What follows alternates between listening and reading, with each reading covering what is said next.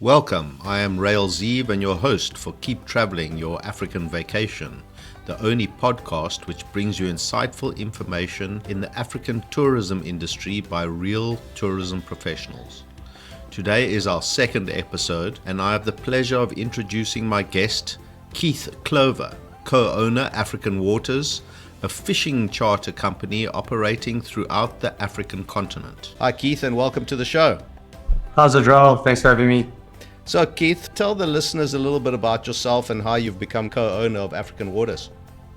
All right. So African Waters was a business started by myself and business partner Rob Scott in about 2008. We studied together BScs at the University of Natal. Both had a passion for guiding in the photographic and mobile safari space. When we left university, there wasn't a business catering to sport fishing, guided sport fishing and fly fishing around the continent, which we both held very dear to ourselves. We were both passionate about it. So we took our passion in fly fishing and sport fishing, combined it with our science degrees in conservation and ecology and our tourism experience from the mobile safari and the photographic safari space. And that's how African Waters was born. Okay, great. And tell me something, why do you think people should use African Waters as opposed to some of your competitors? Happy for people to use competitors as well. We offer very different products, and it's important for the industry that everyone is supported, a robust industry where everyone in the sport fishing tourism space on the African continent is important. The bigger picture is the most important. We want these areas and habitats preserved and looked after, and that can only be done with a robust industry. We offer something very different to, I suppose competitors is the wrong word because there's no one competing in the space that we are operating. We run bespoke fly fishing and ecotourism lodges around the continent where we sort of have a unique blend of world-class guided fly fishing and sport fishing and, really in-depth interpretive wildlife experiences.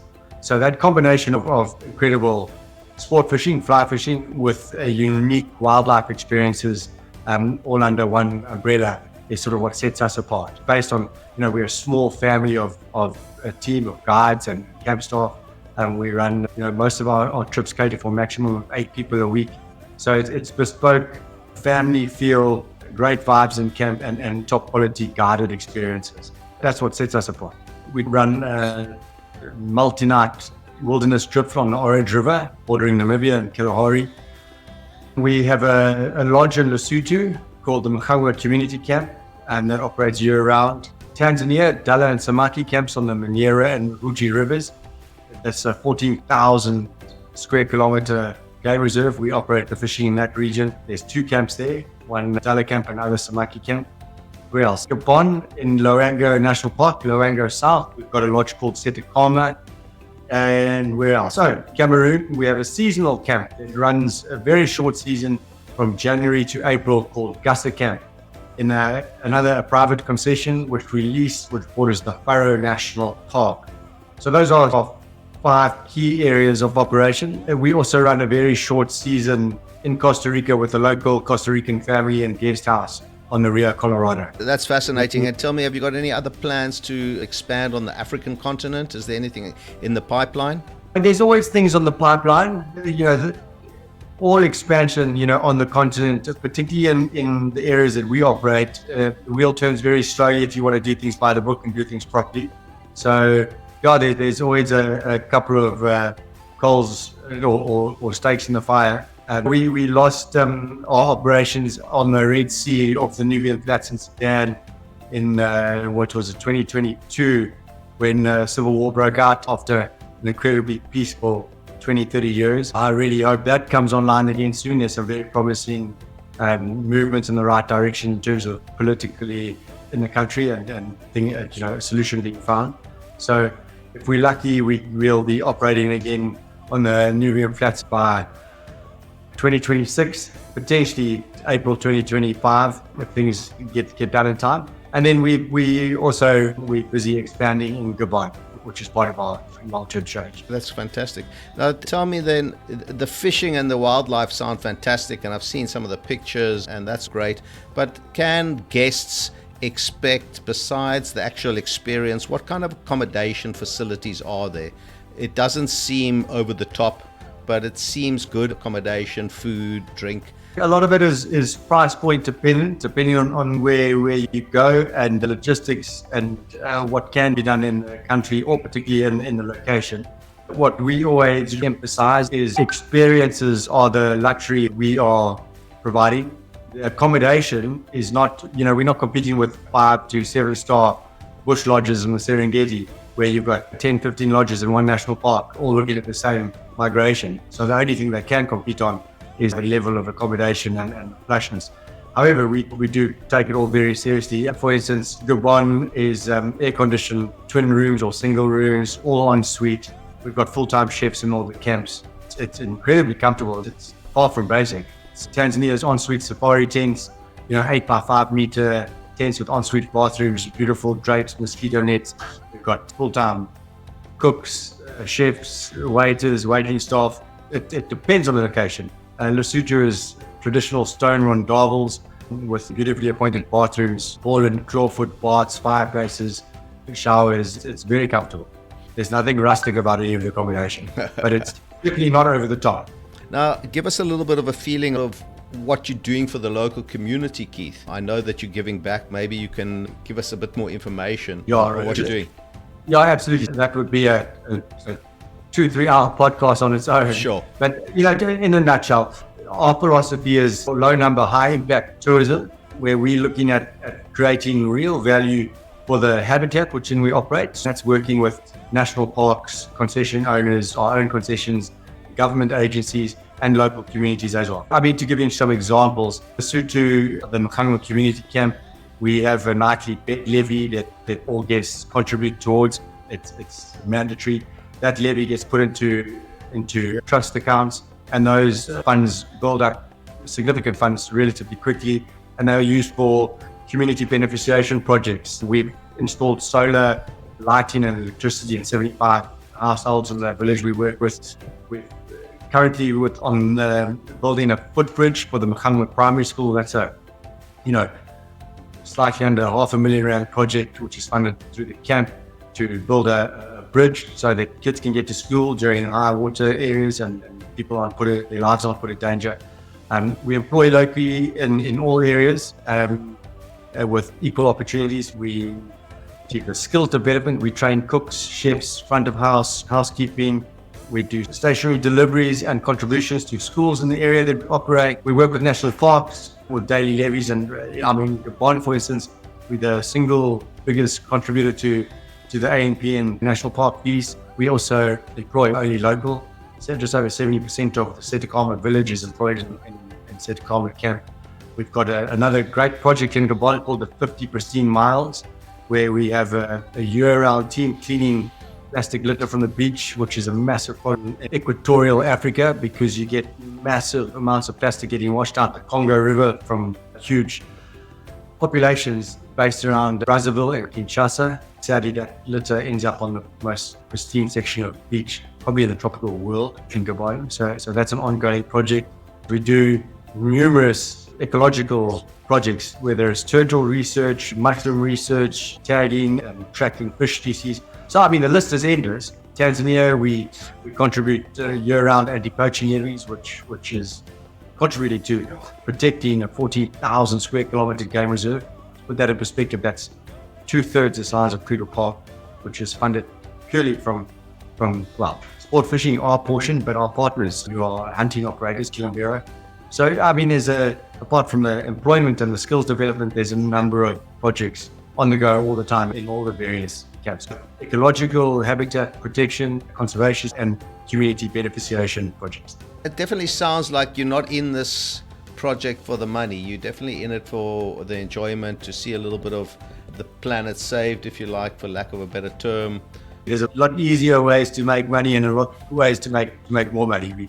We're certainly not motivated by money. We're motivated by what we can do and what we can achieve in terms of conserving these spaces. If there wasn't a viable sport fishing operation and wildlife base would be, if there wasn't money coming in protecting them, they would be used. They would be charcoal. So without these projects, we would lose those areas. Obviously, you're very well in touch with certain authorities in different countries. How do you see the tourism sector developing in the next 5 to 10 years in your field? I think in terms of an African context, we've seen really consistent growth since 2013, pushing up to 2019. COVID, we obviously saw a massive drop, but that was worldwide.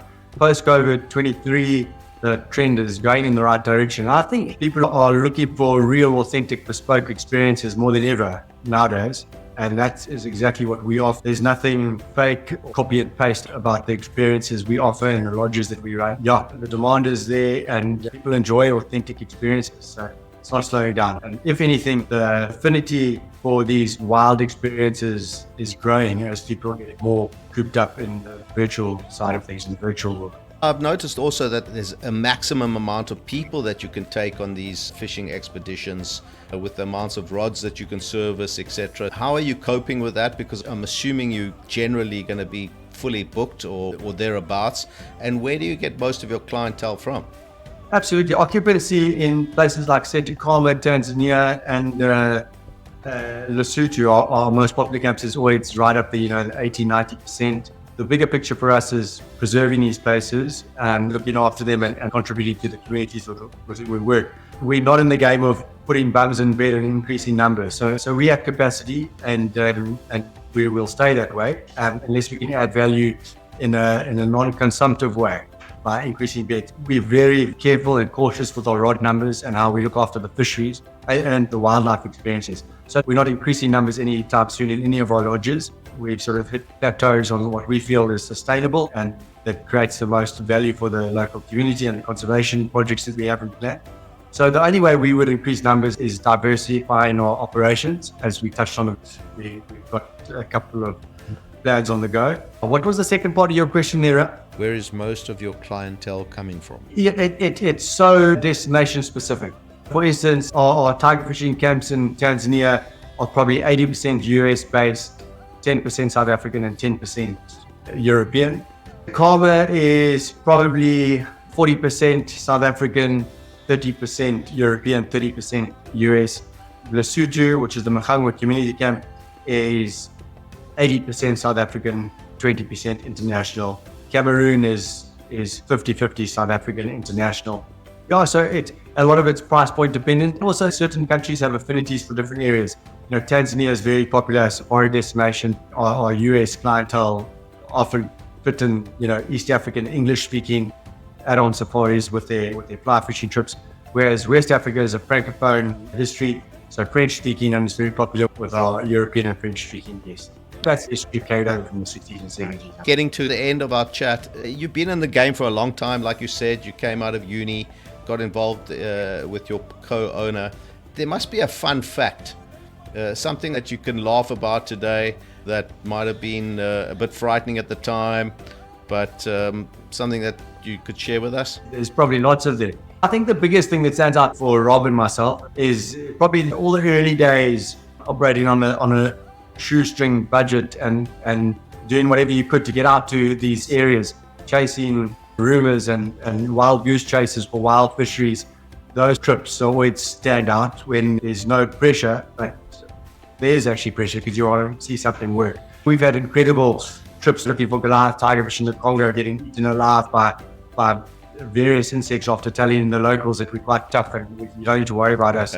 2 days later, we dressed head to toe in wool and covering up with balaclavas, breaking down in remote places of Gabon for days at a time with no infrastructure to move.